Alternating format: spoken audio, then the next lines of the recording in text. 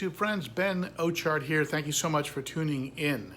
So, it takes a lot of courage these days to open up a fish store. I mean, between the internet and, the big box stores, and I don't think it's an easy thing to do these days. But a fish friend of mine, Nolan, down in Santa Ana, California, has gone ahead and taken the plunge and opened up a store. And I decided to take a drive down there and take a look. And I met him and his partner in business, Wilmer. And let's go down there and see what he's got going on. He's south of me by about an hour. I'm gonna go visit his new shop. And I'm gonna take him a few fish in the buckets behind me. And hopefully he can find them new homes. So let's take a ride down to Santa Ana, California.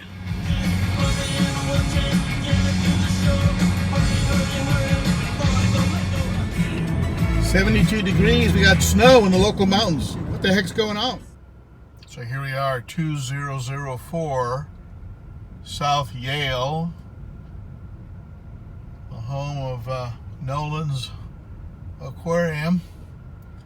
He's in Suite C. I see a fish above a doorway here, so that's gotta be it. I made myself at home and took a look at some of his fish rooms.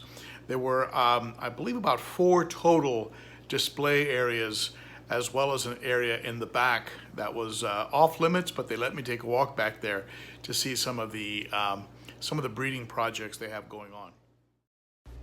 The first room I walked into had this beautiful geophagus in it, with pectoral fins on that guy. Just a gorgeous fish. Obviously the dominant male in the tank. That same room contained a lot of foods, some supplies, some t-shirts, and a tank that had a catfish with a big pot belly. Not sure what that was, maybe a Raffel. But that same tank had some giant cichlids in it. Beautiful blue face on that OB. Beautiful Rostratus, one of the largest sand divers I've seen ever in person, about 10 inches. And some very nice Venusis. Right next to a tank with one of the smallest catfish I've ever seen. This looked like a little, let's see here by comparison, they're about the size of the tip of my finger. And like a little Cory, baby Cory cat. Very, very cute. He also had a nice assortment of materials for tanks, caves, different kinds of rocks, limestone, lava rock, as well as some pretty nice driftwood, different kinds of woods. So you could really decorate just about any kind of tank. Nice gravel and sand selection. He also had some of the biggest sponge filters I've ever seen. These things were the size of volleyballs. And we're doing a pretty good job keeping the tanks clean, obviously providing a lot of beneficial bacteria and good water movement. All the fish in every tank looked healthy and were coming up and interacting with me, acting hungry the way healthy cichlids do. One of the tanks that impressed me the most was in the main area. It had plants for sale, but also had an interesting assortment of fish that were not necessarily cichlids. This fish with the red streak on the body and dorsal and the stripes on the tail was just beautiful. And he also had some angels in here and even a few Congo tetras, which are just beautiful fish. So if you come to Nolan's, you're not going to be limited exclusively to African cichlids, even though he does have a very nice supply. He has other types of fish like these beautiful specimens here. But overall, this was a very impressive tank, both in the mix of fish and also the healthy plants that were for sale, and just the overall pristine quality of the tank. This tank was full of snails, so if you're in the market for snails, he can certainly provide them. Some clown loaches, one of my favorite fish. Always seem to do better in groups of 3 or more. Always keep that in mind when you get them.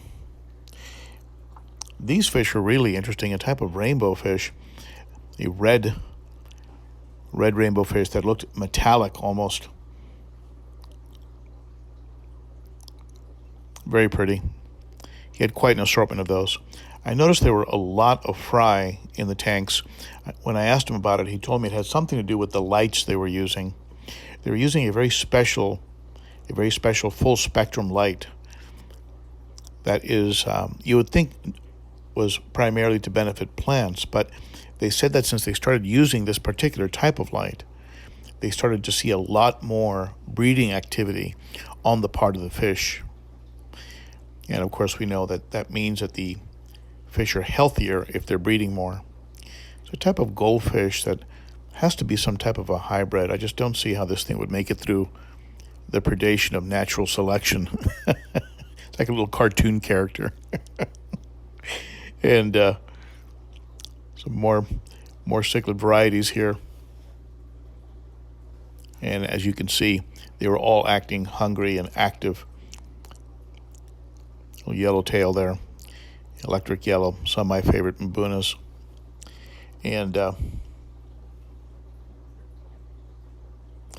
you could pick up fish here from a half-inch, all the way up to some of the monster fish. Even had some what we used to call crawdads, but I think they're just crayfish or a type of lobster. Keep him as a pet or feed him to a puffer. And he had breeding groups going on. Obviously the dominant male OB here with a beautiful blue face, in with some other OBs. And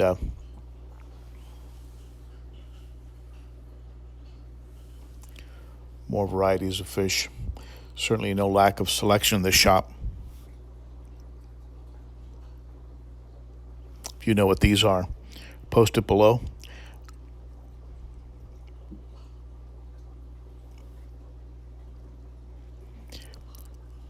I believe these are blue or electric blue Jack Dempsey's.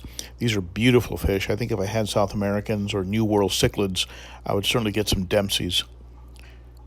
Their colors are just very, very vibrant, like electric.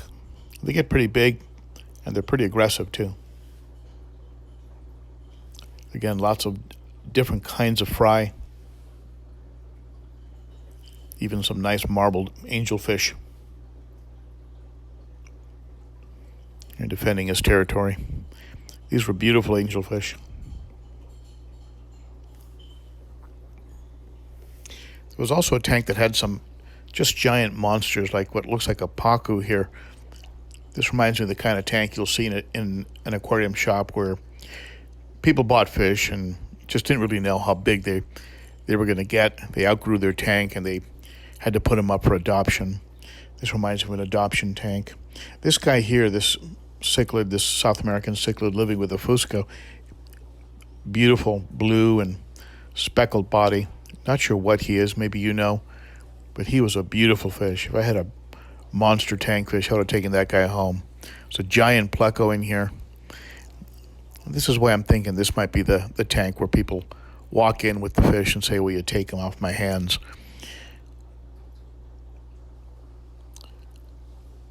More hybrids. Parrotfish, I believe. Even had some guppies. Guppies seem to be getting a bit of a resurgence in the hobby. They're certainly beautiful. Very easy to breed, of course. Some platies, some live bearers, and some egg bearers in here as well. And tetras. So you can go from the very aggressive fish to very peaceful community fish. And here's a turtle. This guy was pretty shy. As I'd walk by the tank, he'd pretty much go into his shell, whereas this one was much more interactive. If I was into the market for a turtle, this is the one I'd take home.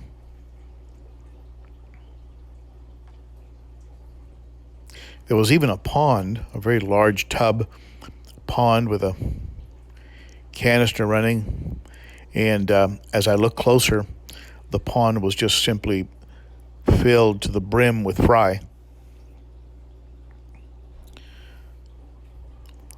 So whatever they've got going on here in their breeding program, it's working.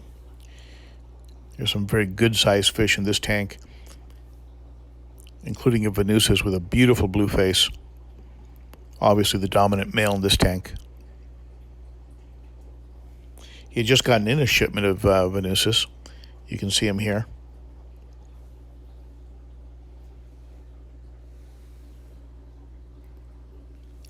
Another breeding group. Obviously the dominant male. Beautiful face on that guy. And here we have it looks like a tangerine tiger breeding group. A male with 3 females.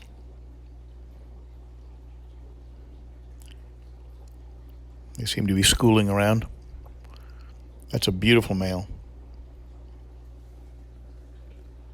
He even had a albino eye biter.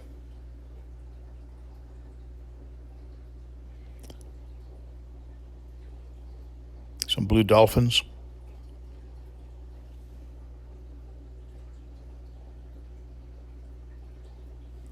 Another large pleco.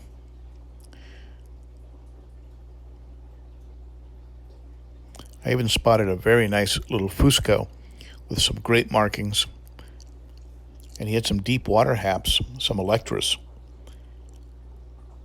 When these color up, they're going to be stunning. If you've seen the one in my tank, these deep waters are gorgeous.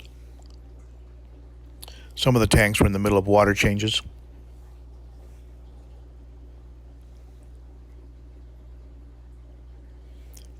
More Mabuna. Even an OB one in there.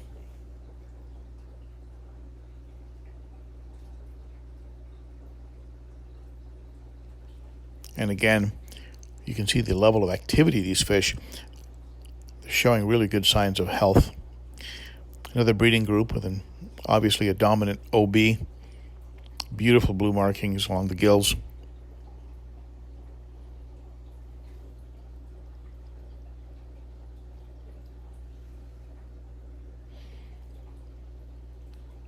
So whether you're starting a tank and you want to grow some out, or you want to go ahead and go with some bigger fish, these guys can help you out. Here's some red fin borlei. Have you ever seen red fin borlei with fins this red? I mean, my goodness, these were just stunning.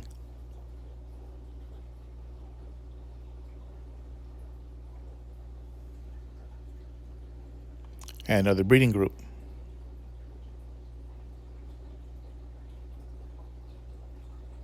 Obvious dominant male, and another tank full of fry. So again, these breeding groups are working. He even had some betta. Not a lot, but just a few of them. But he had one betta in particular off to the left here that you'll see that had a very unique color combination. If I can get a good angle on him, look through the glare.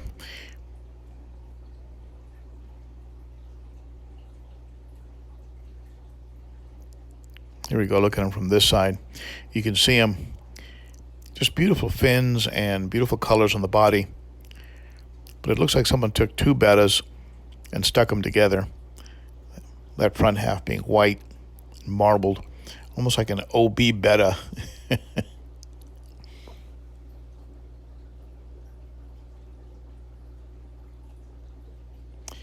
was able to take a peek in the back of the shop where he had some special breeding projects going on.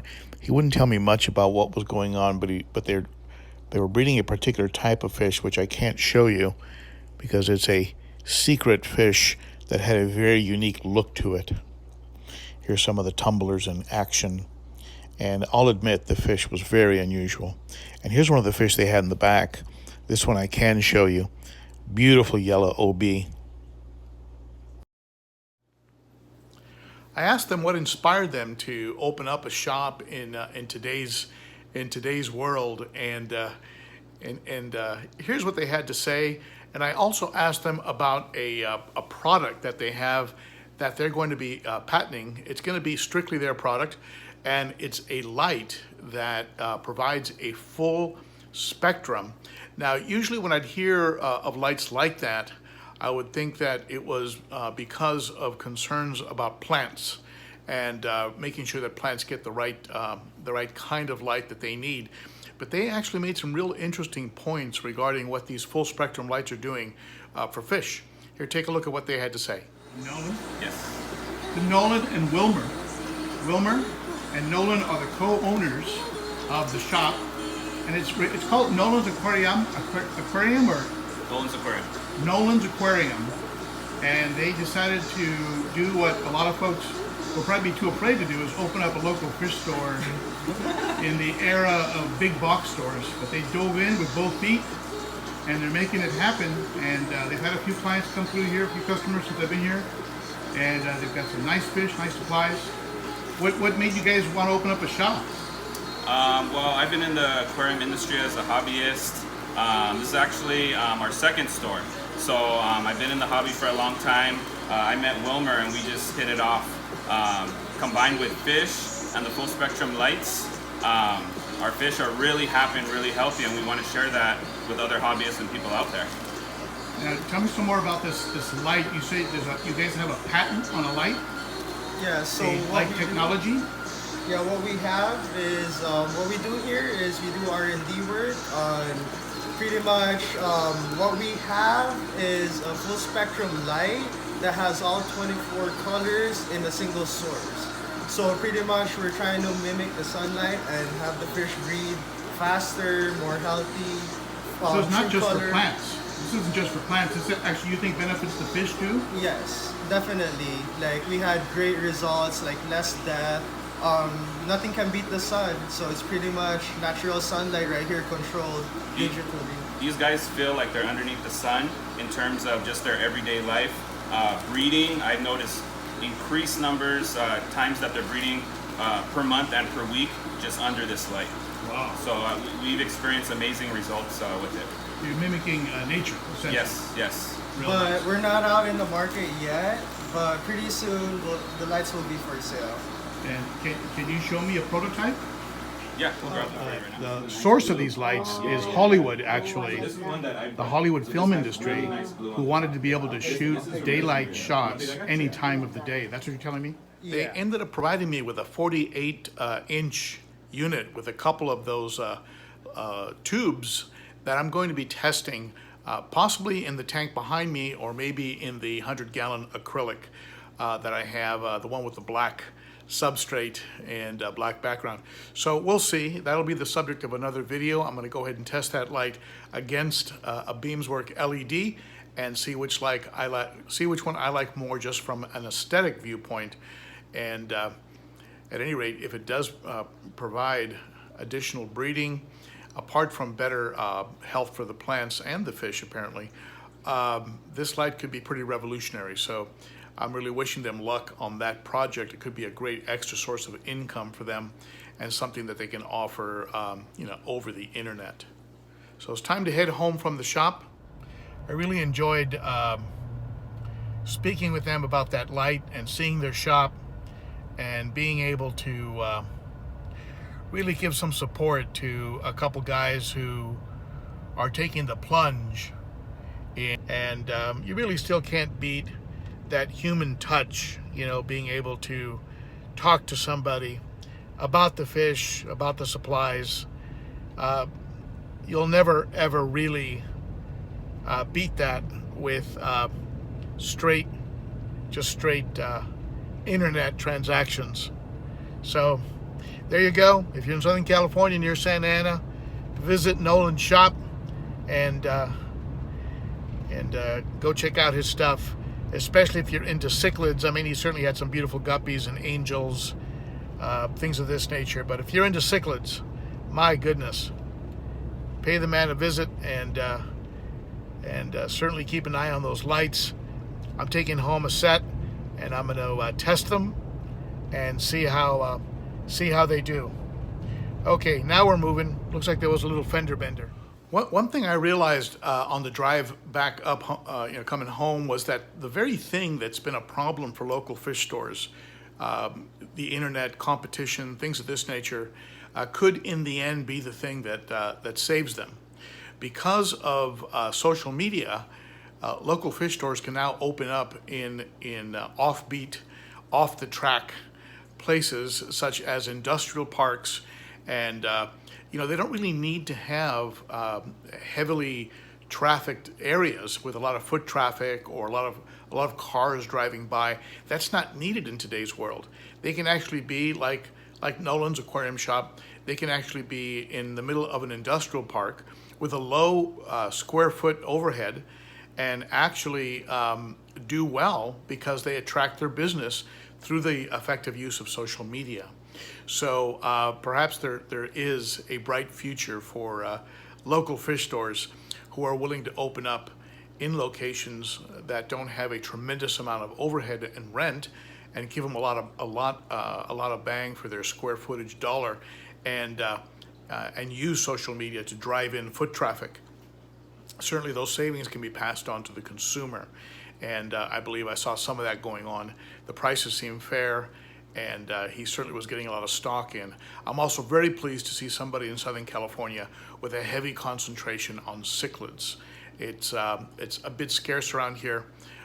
Usually what you see are Mabuna, the electric yellows, things of this nature, the Oratus, the common things you see like at a Petco or a PetSmart, but you don't really see a lot of the other kinds of cichlids, especially the haps and peacocks. So at any rate, I hope you enjoyed the visit down to Nolan's. If you're anywhere near Southern California, certainly make the trip down to Santa Ana, show them some love, and let's help this shop get underway. I'll post the address and contact information in the comments below, and certainly share your thoughts below as well in the comments section. Be sure to rate and subscribe if you haven't already.